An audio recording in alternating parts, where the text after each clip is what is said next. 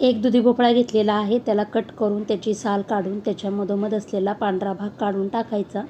सर्व दुधी भोपळ्याला मी असंच करून घेणार आहे। त्यानंतर आपण एका भांड्यामध्ये पाणी गरम करायला ठेवायचं, त्याच्यामध्ये चवीनुसार मीठ आणि पाव चमचा हळद टाकून आपण यामध्ये दुधी भोपळा एक 5 मिनिटं झाकण ठेवून शिजवून घेणार आहोत। गॅसची फ्लेम हाय ठेवूनच मी हा दुधी भोपळा शिजवून घेणार आहे।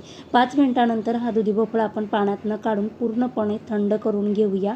मी इथं बटाट्याची समोश्याची भाजी तयार केलेली आहे, ती आता आपण दुधी भोपळ्यामध्ये भरून छान असे दाबून भाजी भरायची आणि त्यानंतर आपण सुरीच्या मदतीने त्याला कट करून घेऊया।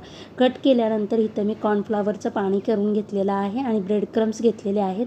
आता हे तयार केलेले आपण दुधी भोपळ्याचे कटलेट कॉर्नफ्लॉवरमध्ये डिप करून ब्रेड क्रममध्ये डिप करून तो शॅलो फ्राय करण्यासाठी आपण पॅनमध्ये टाकूया।